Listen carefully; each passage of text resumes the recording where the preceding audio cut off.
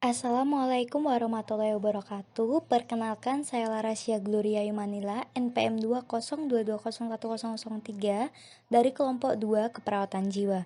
Pada kesempatan kali ini saya akan mempresentasikan hasil analisa kasus asuhan keperawatan jiwa kelompok kami yang beranggotakan 1. Larasya Gloria, yang kedua ada Nuriana Rumaisya, yang ketiga ada Aldila Ayu Permatasari, yang keempat ada Alvina Joganita, yang kelima ada Angelina Gunawan, Anis Fitria, Desi Diwulandari, Dewi Indah Agustina, Endang Muftia, Ardita Putriana, dan Gandes Safitri. Berikut adalah prestasi dari kelompok kami.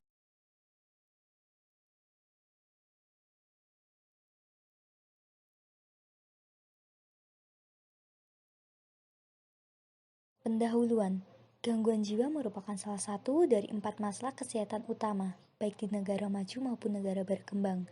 Gangguan jiwa tidak hanya dianggap sebagai gangguan yang menyebabkan kematian secara langsung, namun juga menimbulkan ketidakmampuan individu untuk berperilaku tidak produktif.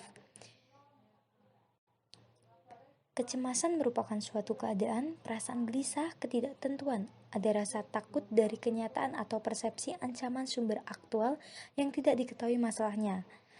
Dikutip dari Pardede dan Simangunsong 2020. Kecemasan juga merupakan suatu respons psikologis maupun fisiologis individu terhadap suatu keadaan yang tidak menyenangkan atau reaksi atas situasi yang dianggap mengancam. Dikutip dari Hulu dan Pardede 2016.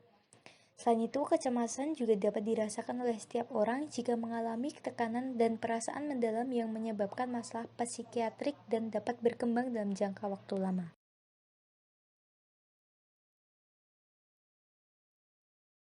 Pembahasan kasus diambil pada tanggal 13 Februari 2020 pukul 16.05 WIB di unit gawat darurat Rumah Sakit Jiwa Mekarsari.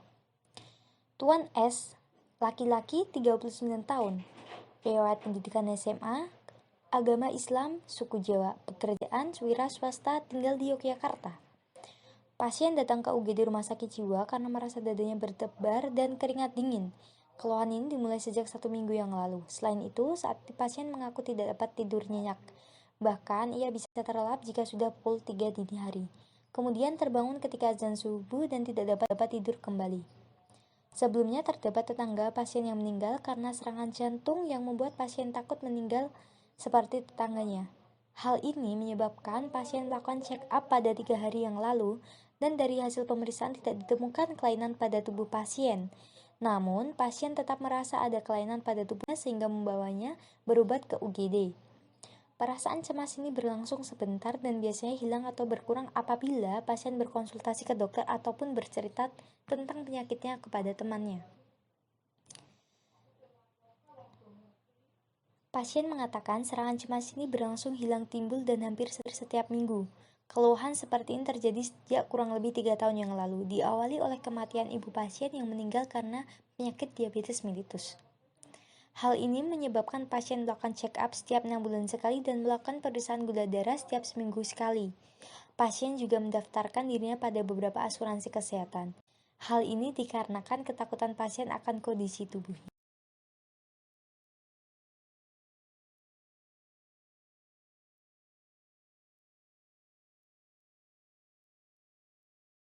Pengkajian, predisposisi dan presipitasi.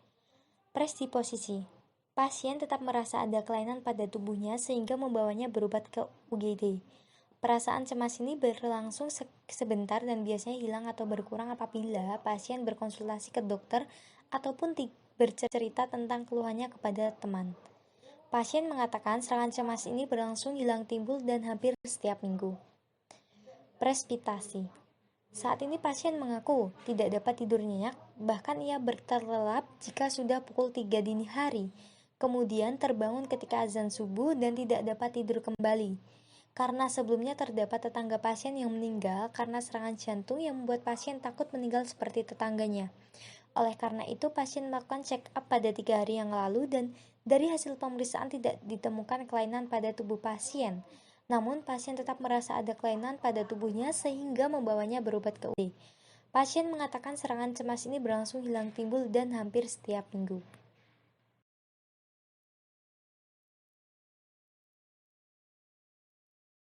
Status mental, penampilan, klien mengalami kemunduran dalam perawatan diri, berat badan turun, BB saat ini 45 kg dengan tinggi badan 175 cm dan mengalami sariawan sehingga bau mulut tidak sedap. Pembicaraan tindakan, klien tampak menunduk dan berbicara dan malu untuk keluar rumah akibat bau mulut yang ia alami. Pikiran persepsi, klien menganggap penyakit yang ia derita adalah kutukan kematian. Klien tidak mau bertemu dengan konselor dan juga tidak ingin menceritakan kondisinya dengan keluarganya karena takut semua anggota keluarganya menjauhinya.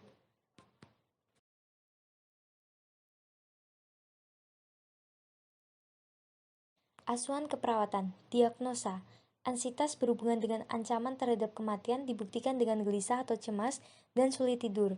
Yang kedua, berduka berhubungan dengan kematian keluarga atau orang yang berarti dibuktikan dengan keluhan yang muncul sejak ibunya meninggal dan bertambah saat tetangganya meninggal, dan gangguan pola tidur berhubungan dengan gangguan kualitas dan kuantitas waktu tidur akibat faktor eksternal.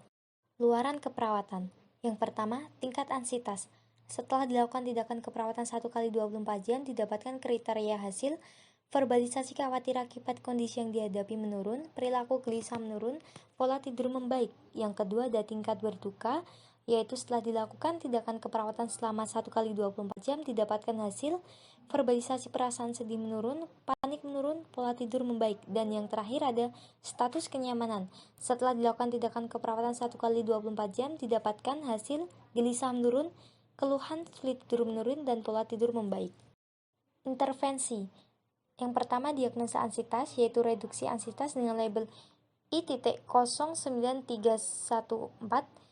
Yang pertama, observasi, identifikasi saat tingkat ansietas berubah, misal kondisi, waktu, dan stresor, identifikasi kemampuan mengambil keputusan, dan monitor tanda ansietas. Terapeutik, ciptakan suasana terapeutik untuk menumbuhkan kepercayaan, pahami situasi yang membuat ansietas, dengarkan dengan penuh perhatian, gunakan pendekatan yang tenang dan meyakinkan, dan motivasi mengidentifikasi situasi yang memicu kecemasan. Edukasi, jelaskan prosedur termasuk sensasi yang mungkin dialami, informasikan secara faktual mengenai diagnosis, pengobatan, dan prognosis, anjurkan keluarga untuk tetap bersama pasien, anjurkan mengungkapkan perasaan dan persepsi, latih penggunaan mekanisme pertahanan diri yang tepat, dan latih teknik relaksasi. Kolaborasi pemberian obat anti-ansietas. Yang kedua ada terapi relaksasi dengan label I.09362, observasi, identifikasi penurunan tingkat energi, ketidakmampuan berkonsentrasi, atau gejala lain yang mengganggu kemampuan kognitif. Yang kedua, periksa ketegangan otot, frekuensi nadi, tekanan darah, dan suhu sebelum dan sesudah latihan, dan monitor respon terhadap terapi relaksasi. Yang terapeutik, ciptakan lingkungan tenang dan tanpa gangguan dan pencahayaan dan suhu ruang nyaman jika memungkinkan. Yang kedua, berikan informasi tertulis tentang persiapan dan prosedur teknik relaksasi. Yang ketiga, gunakan pakaian longgar. Yang keempat, gunakan nada suara lembut dengan irama lambat dan berirama. Yang kelima, gunakan relaksasi sebagai strategi, penunjang dan analgetik atau tindakan medis lain jika sesuai. Untuk edukasi, yaitu menjelaskan tujuan, manfaat, batasan, dan jenis relaksasi yang tersedia seperti musik, meditasi, napas dalam, relaksasi otot progresif. Yang kedua, jelaskan secara rinci intervensi relaksasi yang dipilih. Yang ketiga, anjurkan mengambil posisi nyaman. Yang keempat, anjurkan rileks dan merasakan sensasi relaksasi. Yang kelima, demonstrasikan dan latih teknik relaksasi seperti napas dalam, perenggangan, atau imajinasi terbimbing. Berduka. 1. Dukungan proses berduka dengan label I.09274, observasi, identifikasi kehilangan yang dihadapi, identifikasi proses berduka yang dialami, identifikasi sifat keterikatan pada benda yang hilang atau orang yang meninggal, identifikasi reaksi awal terhadap kehilangan. Terapeutik, tunjukkan sikap terima dan empati, fasilitasi melakukan kebiasaan sesuai dengan budaya, adat, agama, dan norma, fasilitasi mengekspresikan perasaan dengan cara yang nyaman, misal membaca buku, menulis, menggambar, atau bermain. Edukasi, anjurkan mengidentifikasi ketakutan terbesar pada kehilangan, anjurkan mengekspresikan perasaan tentang kehilangan, dan anjurkan lewati proses berduka secara bertahap. Selanjutnya, dukungan emosional dengan label 1.09256, observasi, identifikasi fungsi marah, frustasi, dan amuk bagi pasien, identifikasi hal yang telah memicu emosi. Terapeutik, fasilitasi mengungkapkan perasaan cemas, marah, atau sedih, buat pernyataan suportif atau empati selama fase berduka, Lakukan sentuhan untuk memberikan dukungan, misal merangkul atau menepuk-nepuk. Kurangi tuntutan berpikir sakit atau lelah. Edukasi, jelaskan konsekuensi tidak menghadapi rasa bersalah atau malu. Anjurkan mengungkapkan perasaan yang dialami, misal anksitas, marah, atau sedih. Anjurkan mengungkapkan pengalaman emosional sebelumnya dan pola respon yang biasa digunakan. Ajarkan penggunaan mekanisme pertahanan yang tepat dan kolaborasi. Rujuk untuk konseling jika perlu. Gangguan pola tidur.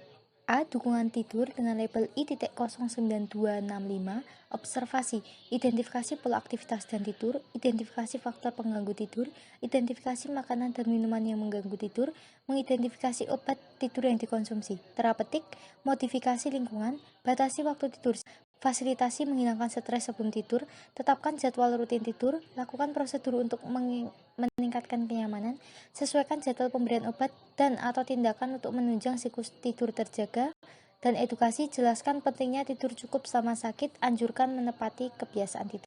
Kesimpulan, berdasarkan pada pembahasan di atas, maka dapat disimpulkan 1. Pengkajian pasien dengan masalah kejiwaan meliputi pengkajian predisposisi dan pretisipasi dan pengkajian status mental. Yang kedua, diagnosa keperawatan utama kasus tersebut adalah kecemasan, yaitu anksitas. Dan yang ketiga, perencanaan dan implementasi keperawatan dilakukan dan disesuaikan dengan strategi pertemuan pada pasien.